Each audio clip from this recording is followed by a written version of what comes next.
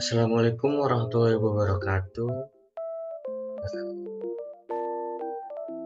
Di sini saya akan eh, menjelaskan tentang laporan praktikum surveillance kesehatan masyarakat, yaitu materi ke-6, yaitu pengantar sistem informasi geografis dalam surveillance kesehatan masyarakat. Pertama-tama, perkenalkan, nama saya Aksel Farisi dengan NIM 2200029079, golongan B1, PJ dosen Buliana, dan PJ asisten itu Kak Anissa.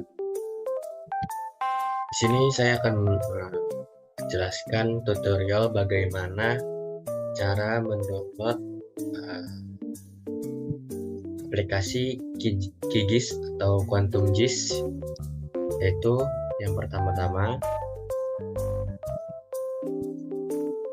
kita buka dulu Google Chrome,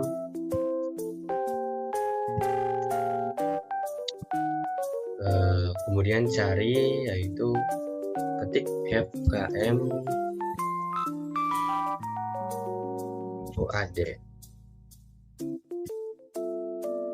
Udah ketemu, tinggal diklik, kemudian klik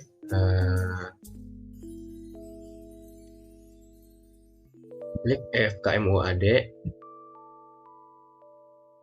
kemudian di menu atas terdapat home, profil, terus kemudian layanan penelitian dan pengabdian dan kemahasiswaan. Kita cari di layanan, yaitu ada 4 menu, yaitu ada akademik, lab FKM, perpustakaan, dan surat edaran. Nah, dari sini kita klik lab FKM. Nah, dari kita klik lab FKM, kita scroll ke bawah, kemudian kita pilih yang bahan lab praktikum.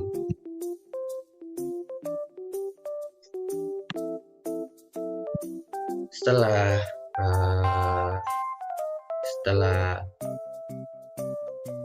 diklik, kemudian cari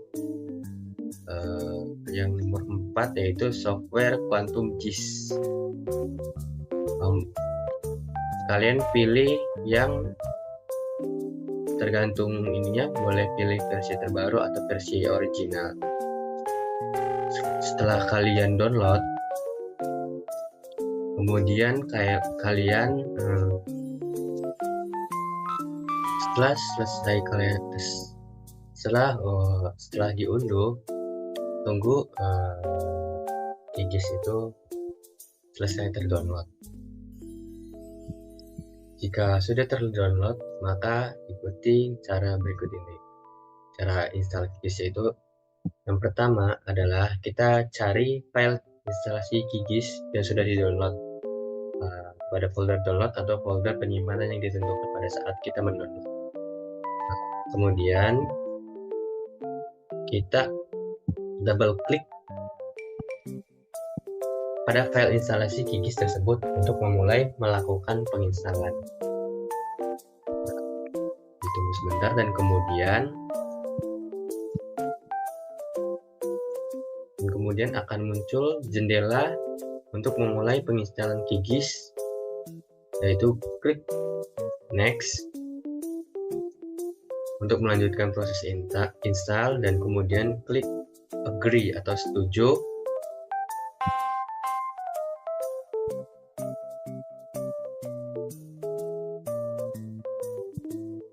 untuk menyetujui ketentuan-ketentuan dari software QGIS dan melanjutkan proses install. Yang kelima, yaitu jika muncul jendela untuk lokasi penyimpanan hasil instalasi software QGIS, maka klik next untuk melanjutkan proses. Kalian juga bisa membrowse atau mencari untuk menempatkan aplikasi QGIS yang Anda inginkan di folder kalian masing-masing.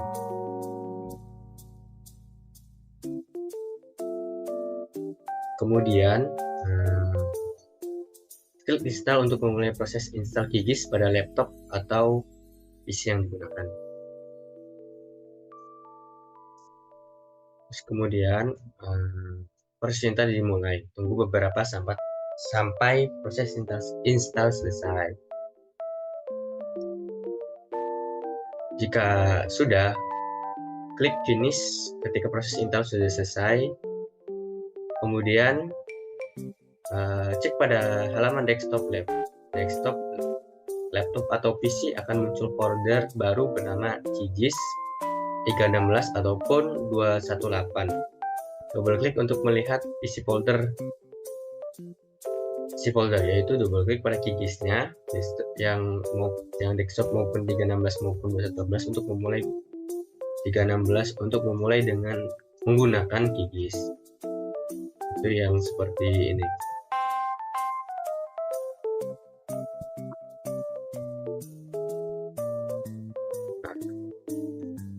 Tunggu loading dengan sabar. Kemudian software QGIS akan bisa digunakan. Ini saya akan menjelaskan tentang 15 fitur atau menu dalam QGIS atau Quantum GIS. Yang pertama itu ada project.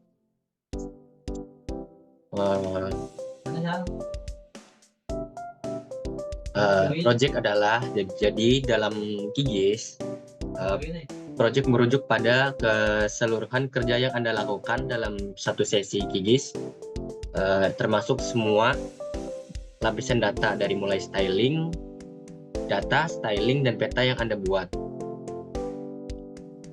Untuk yang kedua itu edit.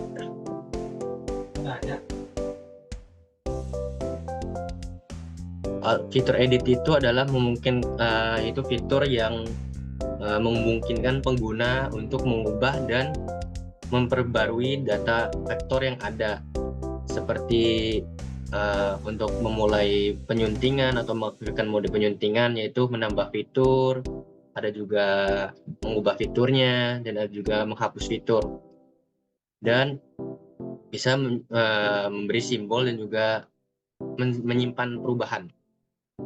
Yang ketiga itu view. View dalam QGIS adalah bagian penting dari antarmuka pengguna yang memungkinkan Anda untuk melihat dan berinteraksi dengan data Anda. Dalam view tersebut ada map view, ada navigasi peta, ada panel dan toolbar, dan ada layar kontrol dan identifikasi fitur, pengukuran dan lain-lain. Yang keempat itu ada layer. Dalam QGIS, layer adalah kumpulan data spasial yang mempresentasikan informasi geografis. Setiap layer biasanya mewakili satu jenis entitas geografis, seperti jalan, sungai,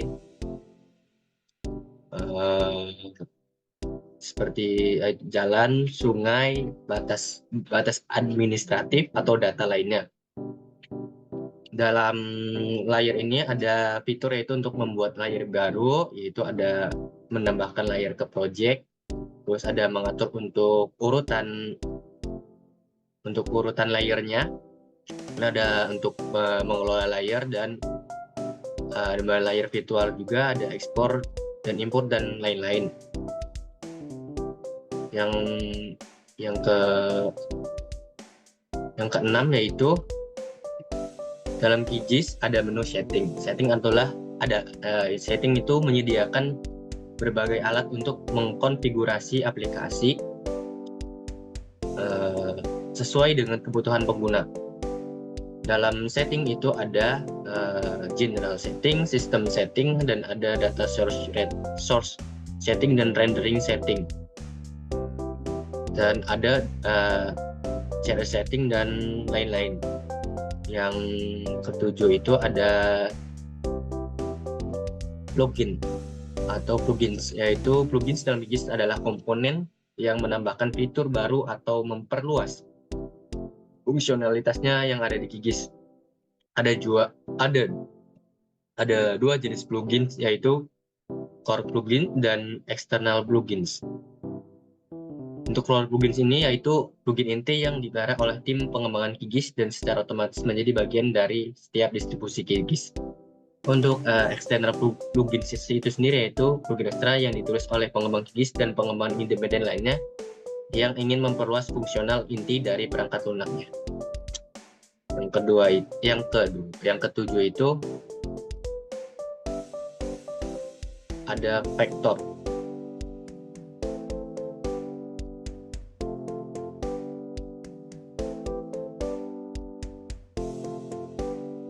Dalam QGIS, vektor digunakan untuk mempresentasikan lokasi dan bentuk fitur geografis menggunakan titik, garis, dan poligon. Fitur vektor ini memiliki atribut yang terdiri dari informasi teks atau numerik yang mendeskripsikan fitur tersebut. Vektor ada model vektor, ada geometri, ada atribut, ada analisis vektor, simbolisasi, dan manajemen data. Yang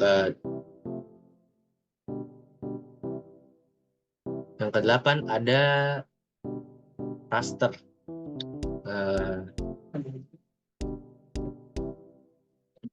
Raster dalam QGIS digunakan untuk mempresentasikan informasi yang kontinu di seluruh area dan tidak mudah dibagi menjadi fitur vektor, yaitu dalam fitur raster ini, dalam QGIS ada konsep raster, ada penggunaan raster, ada analisis raster, ada styling raster, dan ada raster virtual.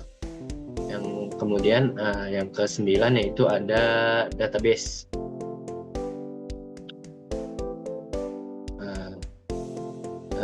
Dalam QGIS, database digunakan untuk menyimpan, mengelola, dan mengakses data geospasial.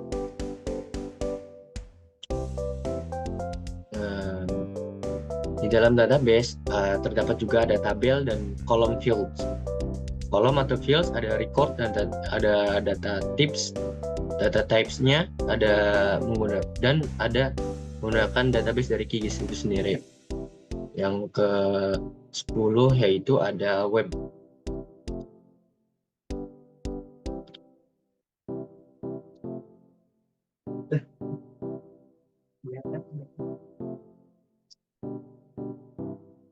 Itu apa ya?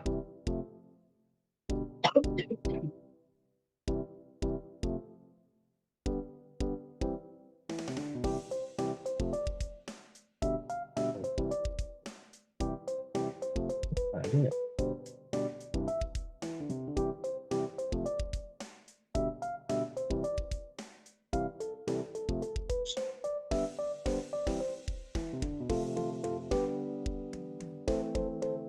Lagi